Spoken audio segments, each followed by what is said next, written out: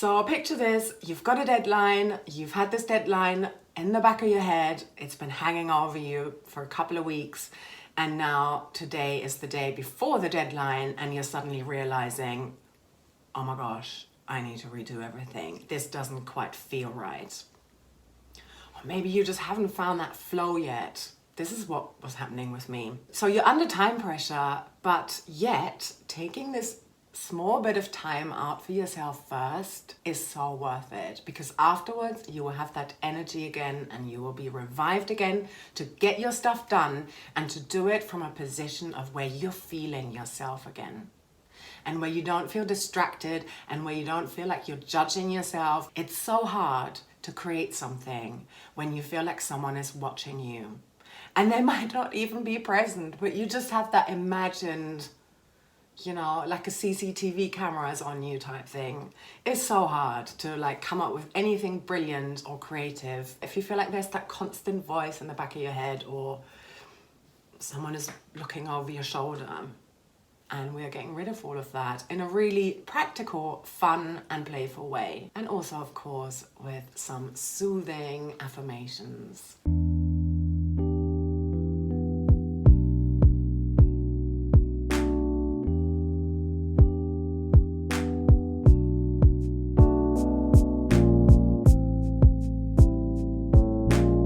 So the first thing I do is that I create a work environment where I feel like I can start from a clean slate. Now, because in my case, my desk is in my bedroom and the bed is definitely the biggest object in there. Even if I've got my back turned to it, the number one thing I'm doing to reset myself is to make my bed. Now, if you are working from home, maybe for you, you're working from your lounge, or maybe you're working from your kitchen. Maybe for you, that is tidying up the couch, fluffing up the cushions. Maybe for you, that is clearing the entire dining room table if you're working from your kitchen. Or maybe it is doing all of the dishes. Just identify that one thing that needs doing. So for me, that is to make my bed and to put all of the clothes away that are just lying around. Clean laundry might be one of them. And I put myself on a timer for that, 9 minutes. Why not 10?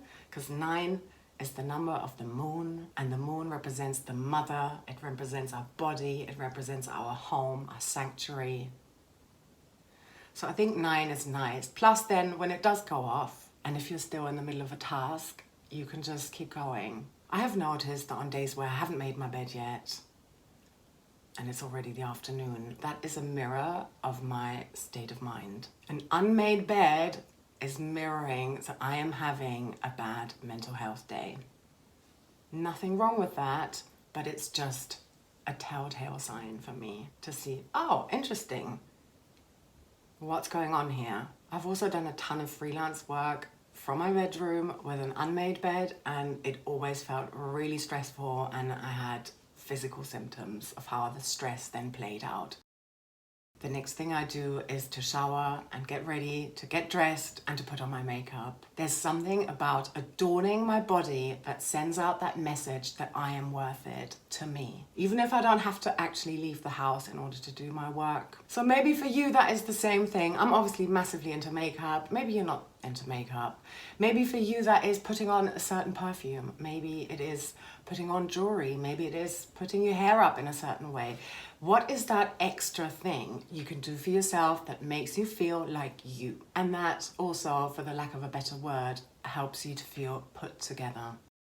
The next thing I do is that I do a little bit of decluttering and tidying up my workspace. And again, I use a timer here to ensure that I'm not spending my valuable work time on actually cleaning. This just helps me to prep myself, to make me feel invigorated, to help me feel motivated to get stuff done, to help my space feel really nice and more comfortable and like I mean business.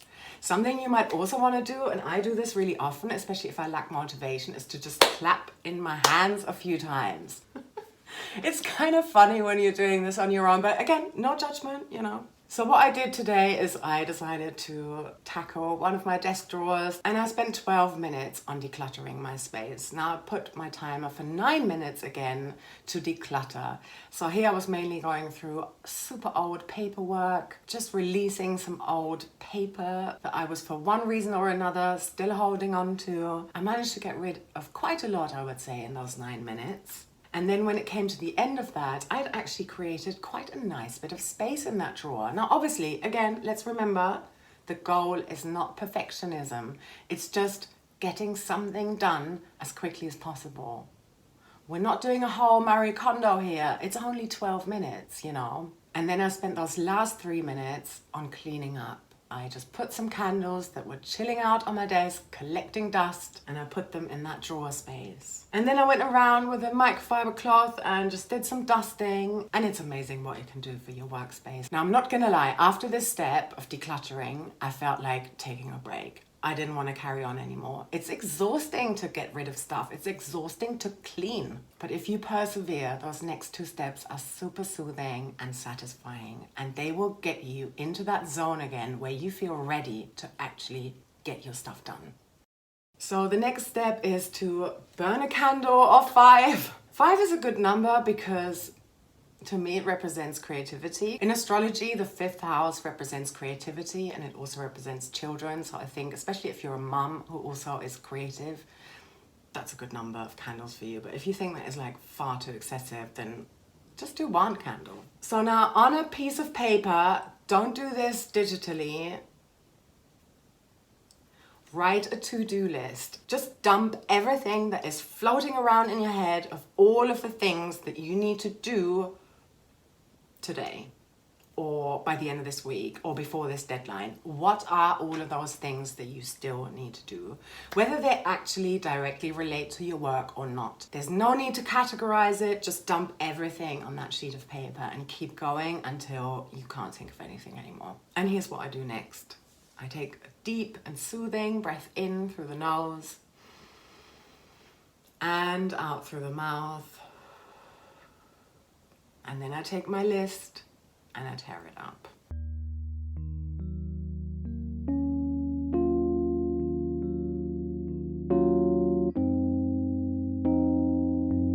And I put it in the paper recycling bin. This is a huge gesture because chances are there's so much on this list that you don't really need to do, but you feel like you ought to. And don't worry if you think, oh, what, now that I've written it down and I've torn it up, I might forget about it. You won't. That list literally didn't exist before you started writing it. So it's just a nice exercise and a nice gesture to get rid of all of that excess baggage and all of these little nagging tasks that we think we need to do and that make us heavy, and to then release all of that. And we're going to come back to that list.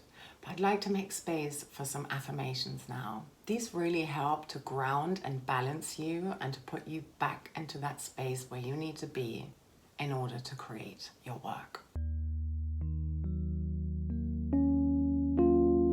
Choose a comfortable position, do some shoulder rolls, back and forth, and lift up your shoulders, tense up and release. Breath in through the nose and out through the mouth. Even though I feel overwhelmed by my to-do list, and even though I sometimes have doubt whether I'm on track for my creative goal, for my creative vision, I now choose to completely and wholeheartedly forgive, love, and approve of myself.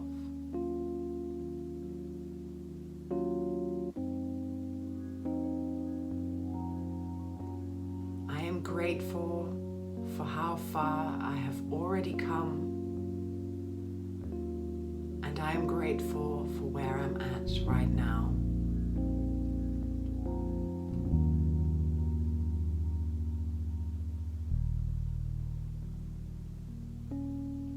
My younger self is so proud of me right now. And I choose to see myself through the eyes of them. So even though sometimes it's tempting to see the gap between my current self and my future self, to see the lack instead of the fullness, I now choose to lovingly accept where I am and who I am right here, right now. I choose to see that there is no right or wrong pace, and that I am exactly where I need to be. Every day, every moment provides an opportunity to renew and refresh my motivation and to fall in love with my creative vision all over again. I now lovingly let go of perfectionism and judgment, and I choose to trust, feel, and know that my creative work matters, and that my work is an important contribution towards my communities. And so it is. And now remember how we just tore up the list? I then asked myself, what are the 1 or 2 things that I really have to do for my deadline by the end of this week? And what is the one thing I need to do today in order to stay on track? And I don't need to write those things down because it's easy to remember 1 to 2 to 3 things. So go ahead and do that one thing that you have identified you need to absolutely do today in order to stay on track for your creative work. And once you've done that, celebrate yourself a little bit. You can place your left hand on your heart and your right hand on your belly and take a nice and soothing deep breath in through the nose and out through the mouth. And then tell yourself, after you've done all of your work, thank you. I'm so, so proud of you.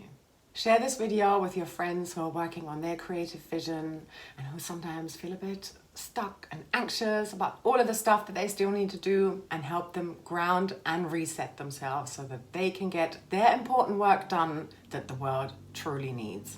And finally, I'd like to dedicate this video to one of the mums in my creative mum circle that I host online. She's working on a really exciting creative project right now, and I know that she has a ton of stuff to do, as well as looking after 2 young humans. I believe in you and I love you, and I know that you're going to get this done. And this applies to all of you still watching here too. Sending you so much love. Take care. Mwah.